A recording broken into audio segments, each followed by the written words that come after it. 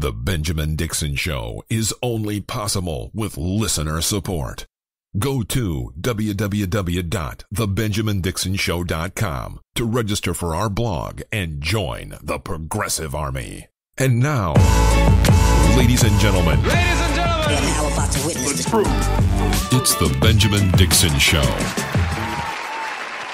Hey, welcome everyone to the Benjamin Dixon Show podcast. I've got a lot to talk about tonight. Tonight's episode is probably going to be a full hour. Joining me later on will be Professor Matt Sienkiewicz. Matt, friend of the show. He's been on quite a few times, and we'll be discussing Jill-Stein and the investigation, the quote-unquote investigation around her. We'll also be discussing Donald Trump and the science words that he's banning now. And also I want to ask him a question or two about academic critiques.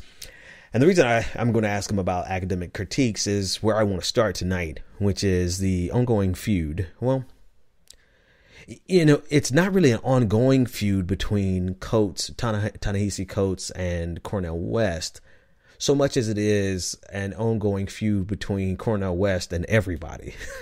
It's like West against the world. And there's two angles from this particularly that I want to discuss. Number one is somewhat the merits of the argument, even though I don't really want to get into the full depth of the disagreement that's going on between Coates and West. And for those of you who don't have any background on it, essentially Coates wrote a book, Ta-Nehisi Coates. He's a younger guy. I think he's in his 40s, maybe somewhere around there. He wrote a book about President Obama when we were in power, the eight years we were in power. I don't have the exact title in front of me. But it almost became a love note to President Obama. And anyone on the left, which I am, despite many people's criticisms of me, I am on the left. And it's difficult to be in love with President Obama. Now, I managed to do it because I like complex relationships, right? I like to fancy myself as being complicated and being able to be nuanced. But you have to be able to voice solid critiques of President Obama, because as a leftist, as a human being, first and foremost, not even as a leftist, but as a human being, you can't look at the things that President Obama did and some of the things that he did not do and not feel the need to voice dissent. Okay.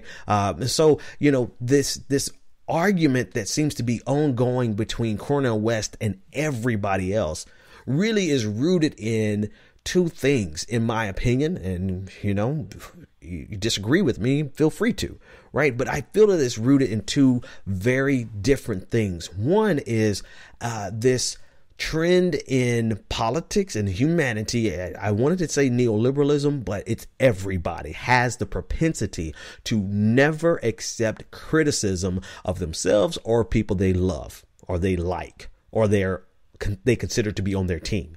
And the problem is with Obama, we love him, we like him, and we consider him to be on our team, right? So there's this great love affair with President Obama, in which no one really wants to hear any criticism of him, particularly criticisms that have a certain amount of venom to them. And I think that's putting it fairly, if not mildly. Cornel West's criticisms of President Obama have had some venom, some sting.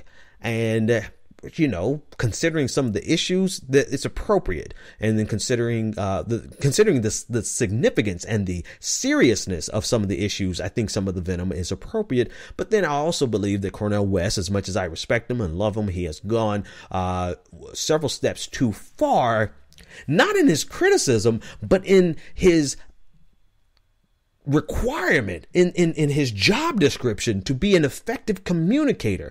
You don't want, in my opinion, my job as a communicator and a person who's making an argument, I do not want an audience to reject what I have to say simply because I said it the wrong way. right? If you're going to reject my argument either because you're just closed-minded and you don't want to hear my argument, or because you disagree with the argument, but not because I said it a certain way and I turned you off. That means I've failed as a communicator. Right. So where sometimes Cornel West criticism, for instance, let me give you an example. When he was talking about President Obama on the international stage, he essentially called him the international George Zimmerman. And anyone who knows that name, George Zimmerman, instantly can understand why that is such an offensive criticism of President Obama, even if on the merits, even if your metaphor and your comparison, even if it's an apt comparison, which if we broke it apart, I see how apt the comparison actually is. But you can also see why that comparison would be repugnant to millions of people because of the scum that George Zimmerman is, because of what George Zimmerman did, and because the fact that George Zimmerman is free to rub that in the faces of an entire group of people every single day. And so sometimes your comparisons can, it sounds good in your head, but you have to consider the way that it falls on the ears of the people. And I'm sorry, our jobs as communicators, and his job as an intellectual should be to try to convince people.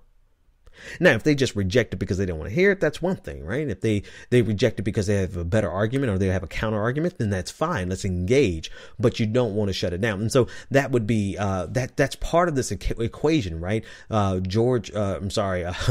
West has levied criticisms at the feet of the most beloved president in our lifetime. And he's delivered them with such a venomous sting that he not only has his arguments been rejected, but he has now been completely rejected by by many people, many of which are not even neoliberal. So I refuse to reduce this disagreement with those that are disagreeing with Cornel West and simply reduce them to saying, oh, they're all neoliberal. That's too easy. That's like saying, oh, they're just evil. Right. That's too simplistic in terms of reality. That doesn't reflect reality in any significant fashion. When in reality, some people have legitimate disagreements and disgust with Cornel West. But on the merits of the arguments, though, particularly his argument against Ta-Nehisi Coates and the neglect, the absence of certain arguments and certain issues, particularly the role of Wall Street in President Obama's administration, President Obama's entire 8 years, and the role of Wall Street in the lives of African American people, and not just Wall Street, but the role of capital, the role of capitalism, the role of economics in general in the lives of African American people. There is a big gaping hole in the work of this public intellectual by the name of Ta-Nehisi Coates. Now, Coates went, to his credit, he went down the line and pointed out all the different places where he's addressed issue X, Y, and Z. But he did not actually counter Cornel West's argument. Now, that's just the backdrop, and I don't want to get too much more into it, into the nuances of the disagreement between the two of them, because they can handle that. The thing that I wanted to talk about is the need for us to be able to have critiques. We must be able to hear criticisms of our work and other people's work and the work of those we love, and the criticisms of Obama, without having it reduced down to, this person is evil and they just hate Obama and he didn't get an invitation to the inauguration, so Cornel West has just been bitter and petty. And perhaps, and I'm about to be petty myself, perhaps some of you operate like that, where you expect Cornel West to operate like that, because if you didn't get an invitation to the inauguration, then you would be bitter, and you expect subsequently you expect Cornel West to be bitter. But in reality, I'm pretty sure most of us can move on from that, including Cornel West. And if you use that as a way of reducing there's a word I'm looking for, if you use that, reduction. Yeah, we'll just leave it at reducing. If you use that as a way of reducing everything, that Cornel West does down to being the fact that he didn't get an invitation to the inauguration ball. Wow, how intentionally obtuse are you? I mean, how utterly ridiculous is your view and vantage point of the world that you cannot hear a criticism and without reducing that criticism to say, oh, he's just being bitter.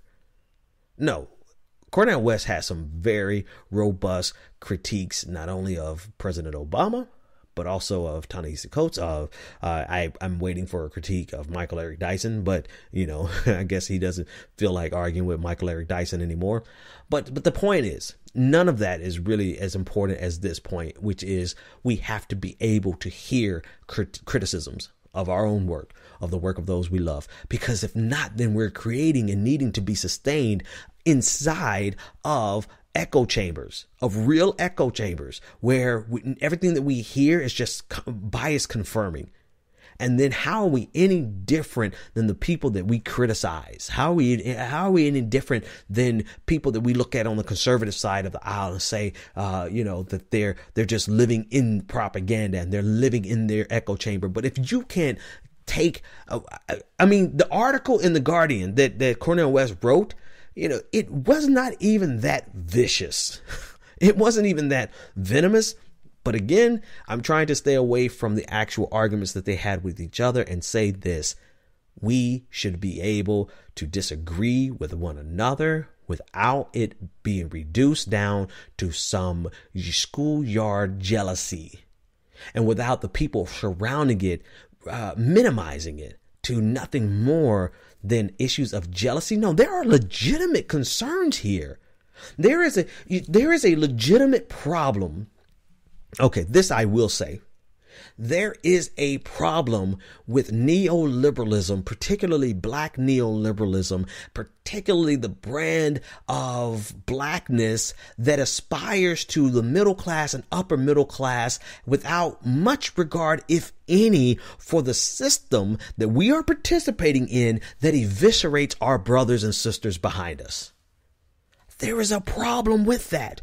And the flip side, I understand just as much what it is to be that type of middle class, upper middle class, aspirant who all their lives they were fighting to get out of poverty or fighting to get out of the stigma of being the working class and moving their way up, doing it the best way they know how. And once they get there, to have people saying, "Oh, you're a sellout and you're forgetting about I get that dilemma. And that dilemma, honestly, I haven't put a lot of my intellectual capital on in terms of trying to resolve personally. I get it. But you know what? I didn't spend a lot of time trying to figure out the nuances of what it is to be an upper middle class black person who fought all their life to get out of poverty and you finally make it. I haven't put a lot of energy there because I've been looking back at my brothers and sisters who we left behind. And hell, shit, I'm still there myself, to be honest with you. But we've been left behind, and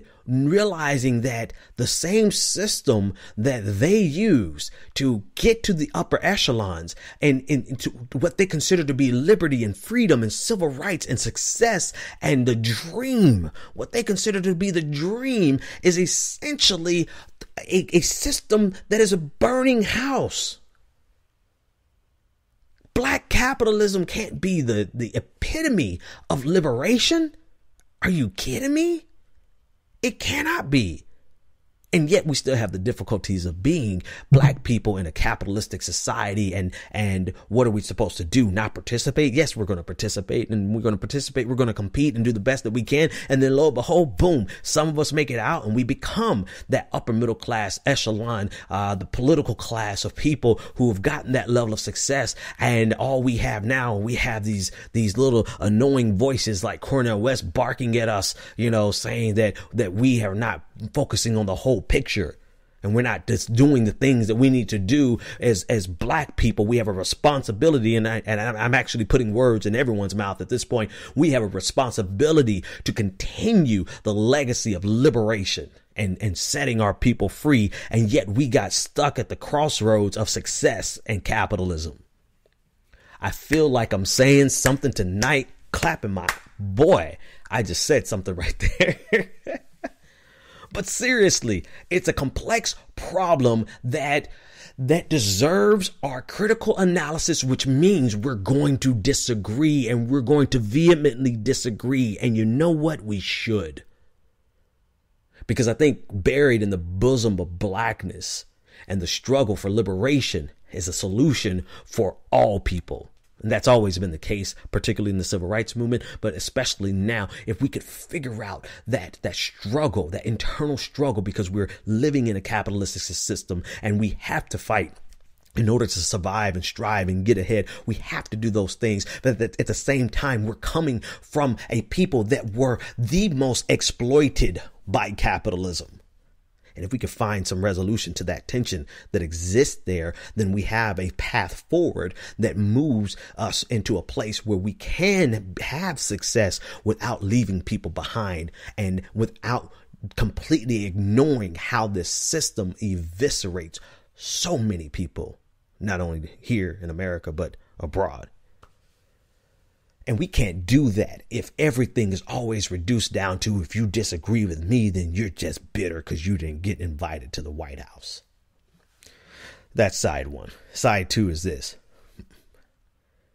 I refuse to argue with another black person about Hillary Clinton and Bernie Sanders. I will argue with you if you're not black, not African American, Haitian American, Jamaican American, Bahamian American, just any of the African diaspora, right? I will argue with you if you are not that. But I am not going to argue with my brother or my sister or my non-gender conforming individual over two old white people who were alive during Jim Crow. I'm laughing because I can't. I won't do it because it does a disservice to we do a disservice to ourselves. Why the hell are we arguing over Bernie Sanders and Hillary Clinton? No. And I get it. I'm still going to argue when Patricia Arquette says something extremely stupid on Twitter and draws me out, just when I thought I was out, they bring me back in. She drew me back into the argument over Hillary versus Bernie, and I will participate there. But I'm not going to argue. I'm not going to argue with Imani Gandhi, angry black lady of that. I'm not going to argue with April Rain. I'm not going to argue. I'm not even going to argue with Marcus Johnson as much as he gets on my last nerves because he's an idiot in general. But I'm not going to argue with Bakari Sellers over these things. Not over Hillary and Bernie. You know what I will argue with them over? The exact conversation I just got through having between being focused on black liberation, which includes liberation from capitalism, and the American dream being pursued by people who had always been left out of the American dream. So inherently, we have more desire and more passion to get some of the spoils, of success. Of course, it's in us. It's in our blood to hustle for that stuff. Hell, it's in my blood. And I want to see this system, well, anyway, So I will argue with you guys about that, but I'm not arguing over Hillary and Bernie anymore with not a single other black person. If you think Bernie Sanders is a devil, then fine. I ain't got nothing to say to you. I'm not even talking about it. You know why? Because there's going to be plenty of other black people who think Hillary Clinton is the devil. And why? I really made this decision a long time ago. I've argued with quite a few non-black people over this, but I made this decision a long time ago because it just feels like a betrayal to our ancestors to be arguing over which of two old white people is the least racist, or which of two white people are going to be best for black people. I'll argue with you on the last conversation, the ongoing argument between West and Ta-Nehisi Coates, the argument between black leftists and black neoliberals, which in and of itself, I know a lot of people like to levy that word as being a pejorative, but in and of itself, it is actually an academic term. And when I say it, maybe it's a 50-50 split. When I say it, I mean in the academic sense, and then the other 50% I say it to be insulting. But tonight, I honestly am saying it in the academic sense, the difference between black leftists and black neoliberals. That is an argument that's worth having. You know, an argument that's not worth having? Which of the two old white people over 65 and over 70 are going to be better for the black community? And I would encourage black folks, don't even argue that anymore. You know, and again, you know, Patricia Arquette says something else stupid. You know, Palmer from the Palmer report say something stupid. Yeah, I'll be right there. But that's about it.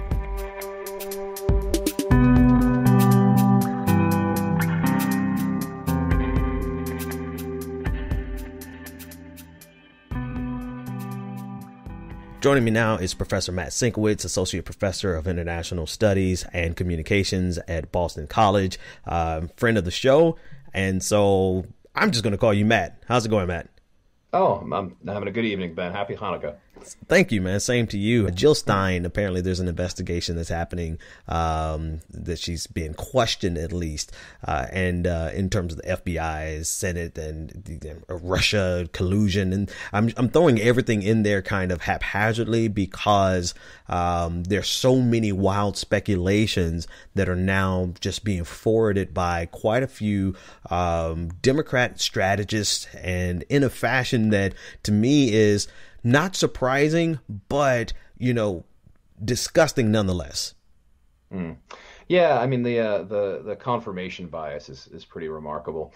You know, I mean, it's certainly news, right? It's absolutely news that any political candidate is being investigated, and you know, I don't have any reason to believe that you know, it's anything other than on the up and up, and they've got reasons to ask questions. To take this as evidence that entire sort of wide-ranging, let's not call them conspiracy theories, but sort of ways of looking at the past, which particularly make the Democratic Party look better, that these are somehow confirmed by the fact that there's going to be some investigation of Stein. You know, I mean, it says more about the person who's doing that interpreting than it does about Stein. You know, you can say what you will about her campaign, and we'll see. I mean, who knows? Maybe there is something there. But certainly the fact that she's being investigated does not, you know, it does not even be as part of an investigation, right? Does not say anything more than that, and to interpret it beyond that is a sign that you're looking for something, right? That you've been waiting to make that point. Absolutely, and like I said, I threw everything in there in my opening description because that's quite literally what is being done. I mean, there are wild speculations in terms of she's being investigated by the FBI, when in fact it's the Senate Intelligence Committee. Then they've simply BuzzFeed broke the news. Emma Loop, a reporter at BuzzFeed, the Senate Intelligence Committee has asked the Green Party candidate Jill-Stein's campaign to turn over documents. Stein is expected to release them publicly as well, according to a former campaign staffer. So from that, we've gone headlong into just a foregone conclusion that she's a Russian agent. You know, it's kind of a I guess turnabout is fair play, right? But it's amazing to me that this is something that the Democrats would have attacked Republicans for relentlessly, this neo-McCarthyism, this anything red, anything remotely connected to communism. And, you know, Russia's not even communist anymore, you know, notwithstanding Russianism, right? Russianism, right. But it's a new version of the Red Scare that was perfected, you know, quite frankly, by Republicans. And now Democrats have adopted that entire motif, that entire technique rather, and they're running headlong with it at this point. And this is not to say, let's put some things on the record for our audience, for my audience and your audience. This is not to say that we don't think that there's nothing there. There could very well be something there for Jill-Stein. And then there could be still with the Russia collusion with Donald Trump, where there's smoke. There's so much smoke. There's something, if nothing else, but obstruction of justice. This is not to say that we don't believe the possibility that these are valid investigations. But what I am saying is that you guys, these Democrats, are really starting to go so far beyond the pale that it's hard to distinguish them from the same behavior patterns of Republicans. Yeah, no, right. A moment ago I said probably not. I was referring to the Stein sort of collusion possibility, which seems, who knows? But in terms of Trump, absolutely, there's a lot of smoke, and who knows what could be there. With Stein, there's that really silly image of her, right, having dinner. And Putin's at the table, and this is taken as evidence. These are very sort of lazy kinds of reporting, yes, right? There's not even smoke, right? It doesn't even reach that level. It's interesting, right? It's absolutely interesting that they're going to be looking at these documents, but anybody who sees in that confirmation of anything beyond that one surface level fact. There's a motivation there, right? And there's a lot of embarrassment on the Democratic establishment side, and there's motivation to look for a scapegoat. There's motivation to overread images, to overread basic elements of current events, and that's all I, at the moment, see. I'd be very surprised if there's more to the Stein story than that, and if there is, great, but let it come out. And to be clear, it's only a few. Sort of loud voices that many of whom had that were working with the Clinton campaign, or they served as Democratic advisors that are sort of pitching this as more than what it seems to be. But just pump the brakes on it, right? There's nothing there yet. Right, absolutely. Let's talk about the politics, or at least the political technique. In general, what do you think of the Democratic Party now being on this opposite side? Whereas, what was it, 2012, Obama and everybody cheered him on when he laughed Mitt Romney to scorn over Russia being the greatest geopolitical threat. I remember that like it was yesterday. And Obama said, rightfully so, I think, the 80s wants their foreign policy back. And now the tables have turned completely. What do you think about that shift? So it does. It shows the extremes that you put, I think, are accurate, and that they show that there's an overshooting on both ends, right? Mm-hmm. Obama was far too lax about it. The evidence came out, not too far down the road, right? The annexation of Crimea, the ongoing violence in the Donbass, the eastern part of Ukraine. That was real stuff that was on the table. It was not that far off, and he didn't see it at all. The establishment didn't see it. This was we had been so long focused in the Middle East, right? And right. Couldn't sort of see beyond it. And now this is, as much as that was a sort of underemphasis, this would seem to be an overemphasis. On the one hand, we have established reasons to be concerned about the Russian role in the global system, right? That they are actively threatening sovereignty of neighbors, right? Their human rights records are really bad, and of course, people have these critiques of other countries, including our own. But those are real serious things. That said, the idea that everything we see at the heart of it comes down to some sort of Russian connection, of course, is silly. Right? Any single-minded sort of worldview is gonna have its problems, and it's a pendulum, right? And pendulums are at the extreme, one after the other. That's where they want to be, and that's what I see. It's also obviously in this case, in both cases, right? In both cases, it was used to critique or to try to humiliate the opponent, right? As opposed to try to advance American interests in a sort of solid way. When Obama gave that response, it was to score points. Yeah. Right? Yeah, and it was good. It was good. Romney seemed like old and dumb, right? Right. It was a good reply. It really put things in perspective, but I appreciate you putting it like that. It was we're living in two extremes, and that's sort of the lay of our political landscape.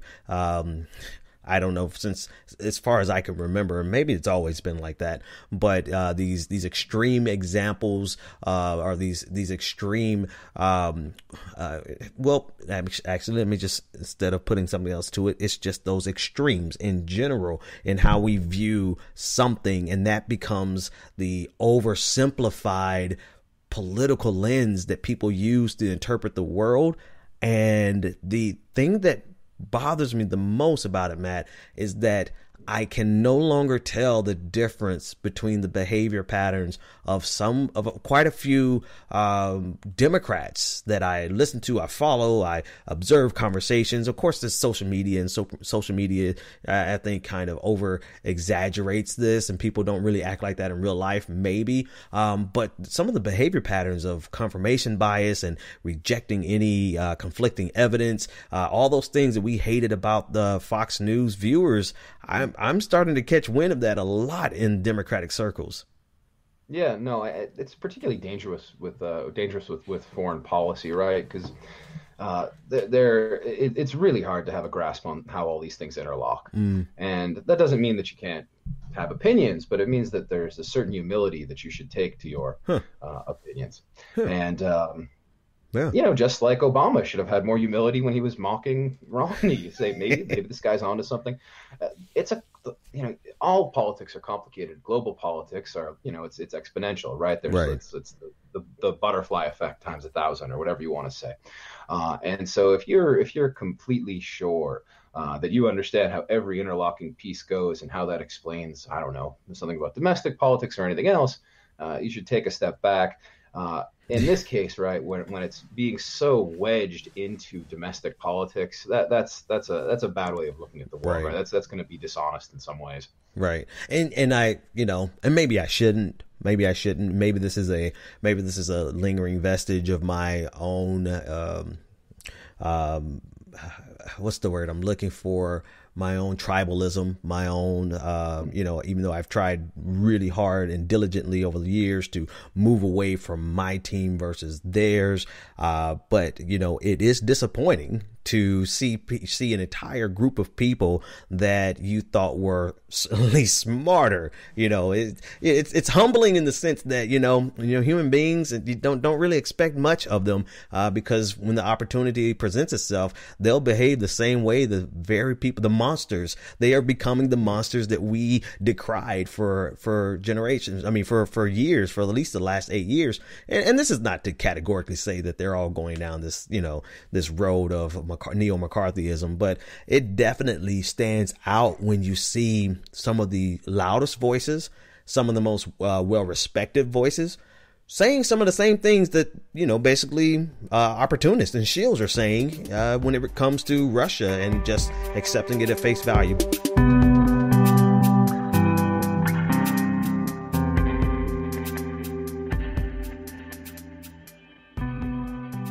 The CDC and Trump and his banned words. This really, I can't say that I'm surprised, because it seems really consistent with some of the goals of some evangelical circles that I know. Some of the words that pop up there are words that I know have been targeted by key evangelical figures. But it's so anti-science. It's like the next level of anti-science, as well as being dictatorial of, just saying these are words that you can't say. How did that strike you? What's your take on that story? Oh, it struck me as a marketing strategy, right? And a marketing strategy being put forth by ultimately by an administration which is nothing but a marketing strategy. Interesting, right? Nothing but slogans and the art direction of a hat and production and reality show sort of tactics, right? This is people who understand that slogans really matter. They are really powerful. That words can take discussions in certain directions. It's sort of odd to be so overt about it, but I guess that's sort of how this has to be done in such an instance, right? There's no way to do it. You can't whisper in everybody's ear, right? It has to be done out there. And it's look, I mean, what has Trump done in his life? He has marketed himself. Right. Yeah. That's it. Because he has nothing. He has nothing in terms of, like, he produces nothing. He creates nothing. What does he do? He markets it, right? He labels it. He puts words on it. He creates catchphrases. This is what they're good at, right? If they were going to get anything, and I'm going to say right in a really, like, get it right in terms of it's going to, I think you're right. I think it appeals to a certain group of people who they want to appeal to, who are really going to care about this. Right. Strategically speaking, this is I think it's the kind of thing that they would be attuned to. Whether there will be backlash, I'm somewhat suspicious, because I have trouble believing that people who are otherwise open to this administration are now seeing this as the sort of, oh, now I won't support them. That seems unlikely, right? So it strategically seems good. I mean, it's disgusting. It's terrible. Right. Those are the words that scientists use, and it's interesting. I didn't think of it first and foremost as a marketing campaign, but now that you've put it like that, I think you've convinced me that this is for no other reason than to promote himself in a particular audience. Yeah, no, and it kind of goes back to day one of this whole thing, right? I mean, what is the brilliance of the Trump political machine? It's just utter dismissal of consensus, of any sort of any sort of appeal towards reason, any appeal towards, hey, you who might not totally agree with me, like, listen to me, I'm a smart guy, I got something to say. They threw that out the window on day one, right? They threw that out the window in the primary. And so, when you look at their communication strategies, very rarely do you have to worry about, that sort of person who's going to be a critical consumer. So let me ask you this then, because, it's your professor of communications. Have you analyzed, no, it sounds like you already have analyzed, but do you have a antidote to this style of communication, this style of political communication? Well, I mean, there's two sort of responses one can have to it, right? One would be, okay, this is how it's done these days, and forget the convincibles, right? There aren't enough of them to matter anymore. And the pessimist in me says that could be right. That could be the case. I mean, the other obvious way of going about it is say, no, there's still a lot of reasonable people out there. I think if there are reasonable people, they're largely who can be convinced. They mathematically have to be people who don't vote, right? Who don't vote in large numbers. And so that's the trick of it, right? Is that if you do it his way, you have one step. You just appeal to the people who are predisposed, that are passionate, and you can get to. If you do it the other way, right, you have to do two things. You have to make a good argument, and two, because we know there's not that many people in the middle in terms of the voter base, you also have to draw them out and get them to actually vote. Right. And that's difficult. Really hard. That's extremely difficult. Yeah. So it's hard to be hard. So I mean, I think it's hard to be. It's really disconcerting, right? It's not hard to be an optimist. So if I'm hearing your solutions, your two possible tracks. One is throw conventional communications to the wind and adapt to the new lay of the land, or shift gears and create a new electorate. Essentially. Yeah, that's how I see it. I mean, I don't know. I mean, maybe people are the third option out there, which seems wrong to me, is that some of those people who don't seem to be convincible really are, with just a slightly better argument. Right. That's the place I no longer want to occupy personally. I don't want to continue trying to outsmart people who are being intentionally dumb, right? Because the arguments have been made. My favorite cliche, right? You can't wake up somebody who's pretending to sleep. Well, there you go. That is actually perfect, because the arguments have been made, man. We've thought these things through for a long time, and clearly we're talking in generalities here, but almost in every category of every issue, like with Donald Trump, the Republican Party, and where we are, we've argued until we're blue in the faces, and I don't think that it's possible because they're pretending to be asleep. Yeah, no, that's where I come down to. I just think that that way of going about it doesn't seem right. Right. So if you're gonna make it, doesn't mean there's no argument. This is not to say I don't believe in rational argument. Right. There's got to be something changed, right? And what has to be changed is who you're arguing to. Absolutely. Right? Absolutely. We need, see, I already know this is the most important part of tonight's podcast, because this is where I've been slowly but surely getting to. And I'm at that point where I'm ready to jump off the deep end and say, stop trying to communicate and convince Republicans of anything. There are no moderate Republicans. We have enough cleaning up to do in our own house to try to convince intentionally obtuse Republicans to do something that they have no intention of doing, because they're pretending to be asleep. They're pretending not to see that this tax bill is going to eviscerate middle class wealth, right, and working class Americans. They're pretending not to realize that Donald Trump is a racist. They're pretending not to care that Roy Moore was an alleged pedophile. There's just no way to win with these people. So why expend any more energy whatsoever trying to convince them and find that mystical and mythical, actually, moderate Republican voter? I think that is a better source of hope, right?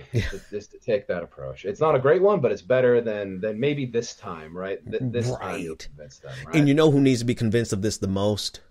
Democratic politicians in office. Yeah. If they go for one more round of trying to be bipartisan, I think this is my biggest criticism of Obama domestically is that he continuously tried to appeal to the better spirits of a party that was intentionally going to do the exact opposite no matter what, even if it was their own policy, even if it was their own legislation. Look at Marco Rubio, who flipped on his own legislation because he had to oppose President Obama. We can't afford any more Democrats to go up there to D.C. and try to find bipartisanship and work across the aisle with people who, no matter what, they are going to take up the position of opposition, even if it's their own policy. Yeah. So, I mean, the only thing I can say in defense, or just to complicate, the what makes that other plan, right, the one in which you make a better argument to a different group so hard, right, is the way in which the Republican Party has so actively suppressed people from voting. Yeah. Right. Yeah. And it's got to be said, right? So you say, let's find people who aren't voting and get them out there, which is, I think is to me, that makes the best sense. But you have to add to that that it's not just a matter of convincing them. It's also a matter of, making sure they can actually vote. Yeah, right. They have to actually, which is the most disgusting. I mean, right. It's hard to list things that have been sort of disturbing and disgusting politically from across the spectrum, but particularly the Republican Party for the past decade or whatever. But that's probably the top of the list, right? And that's why it's so effective. Yeah. Right? Because the real strength of the potential strength of a more liberal party is the fact that there are all these people who should agree with them, probably do, but such a huge chunk of them are actively prevented from voting. So you have to add that to the equation. Tire fire that we've been describing.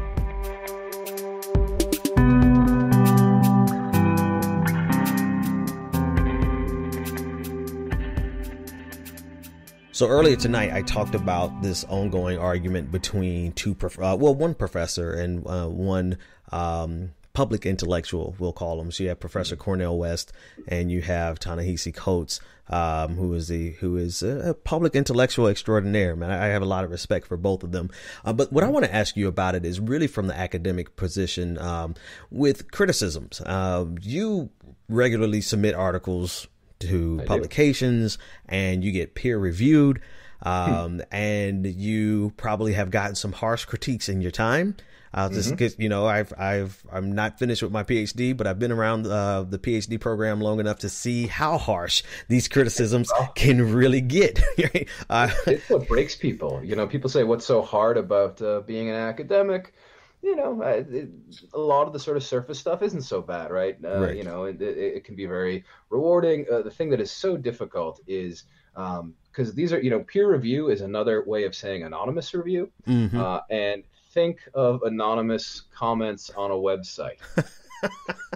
Are they more or less polite and considerate than ones with names, right? Those can also be bad, but they're bad, right? Right. And it's like the first troll swamp in the world, right, is academic peer review. You can say whatever you want without any repercussions. It can be it can be cruel. It really can be. I know firsthand. I've been to I can't even, it's been so long I can't remember the name of the conference. But I went to the one of the major conferences for social sciences. You probably know off the top of your head, but I went and I sat on in so many panels and listened to the panels, and then listened to how they bickered back and forth and how they attacked each other. And for the most part, I would say it's about 75% attacking the argument with so much passion that you forget that they're attacking the argument, that it feels like they're attacking the person. And then there's about that 25% where they do actually kind of lose it and drop some ad hominems and not even talking about the argument anymore. But that's in person. That's in like person. Facing them. Yes, this was and I never forget the feeling of despair when I walked out of the first time, and I'm like, I really said this. I said, if professors and academics are the hope for the future, we're screwed. I actually said a different word, but I'm trying not to cuss anymore. But I saw how petty those arguments got, and they felt petty.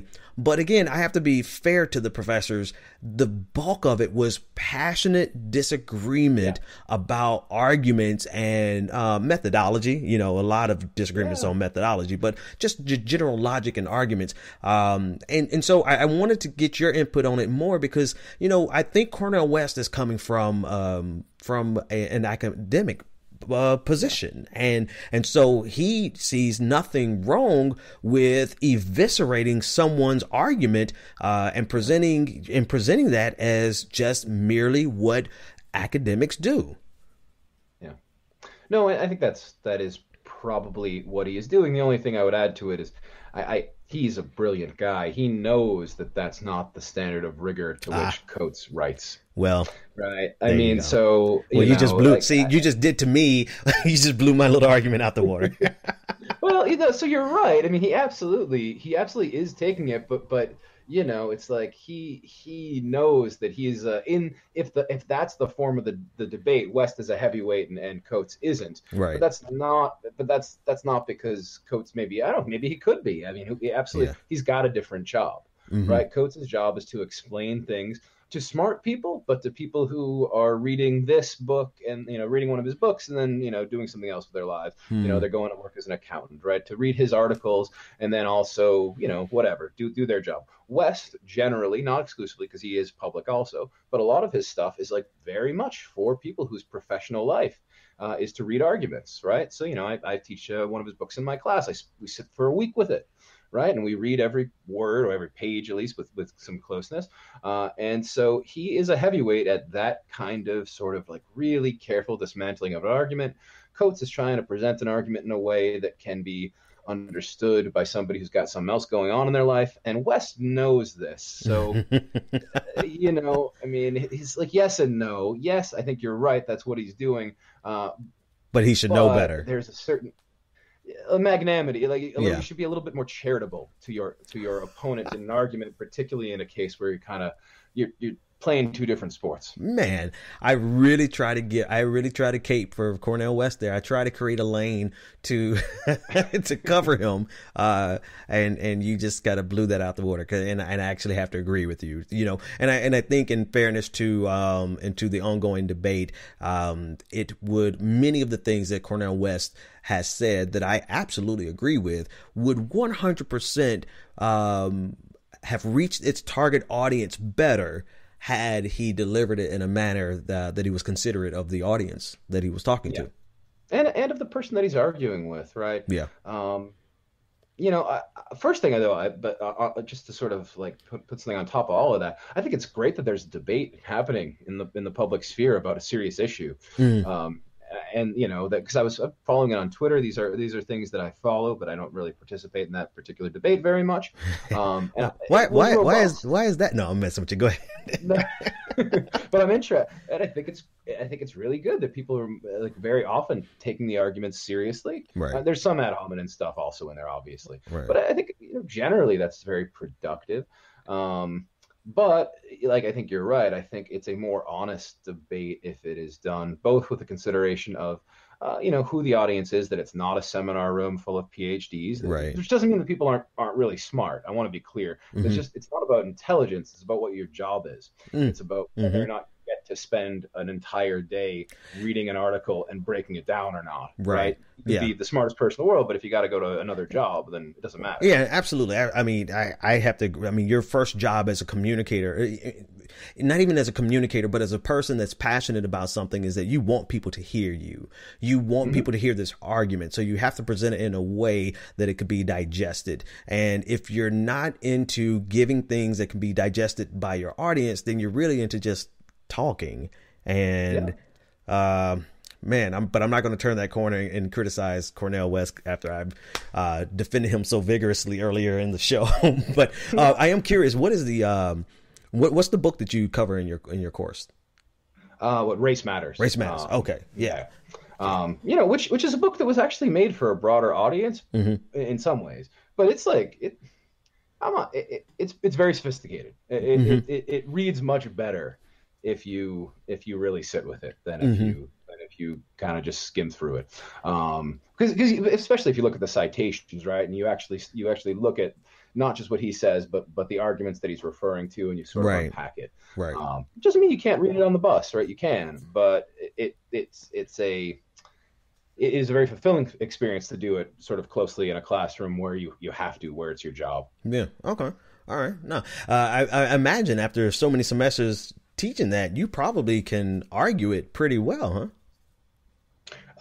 It's been a little while. I'll admit that. But yeah, I mean, you get to the point where you sort of grab it. I definitely am not ready to pull out chapter and verse at the moment. Oh, yeah. Neither am I. I honestly was looking for that. I have a Cornel West reader, and Race Matters, of course, is in there, and I'm out in the garage because we haven't completely unpacked. I'm looking for that so I can catch up and brush up on it. But no, totally, I'm with you, Matt. Hey, man, thanks so much for hanging out with me tonight. The audience always appreciates it when you come on. Can you give everybody your Twitter handle and how they can best get up with you? Yeah, give me a follow at Media Studied. Best way. If you want my email, it's also easy to get. Go to the Boston College Communication Department website and Matt Sienkiewicz. I won't spell it out. It's the only one that looks kind of like that. Yeah. I finally, after a year and a half of knowing you now, 2 years, I finally learned how to spell your name on the first try. So I do appreciate our relationship is growing in that way. Yeah, no, that is a good sign. I think we must be true friends at this point. Absolutely. Hey, man, enjoy the rest of Hanukkah, and I'll be talking to you tomorrow. So talk to you soon, man.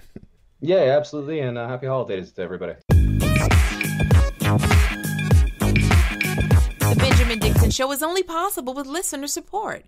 Go to www.thebenjamindixonshow.com to register for our blog, join the Progressive Army, and support The Benjamin Dixon Show. It's Ben Dixon! If you like this episode, be sure to share, like, and subscribe.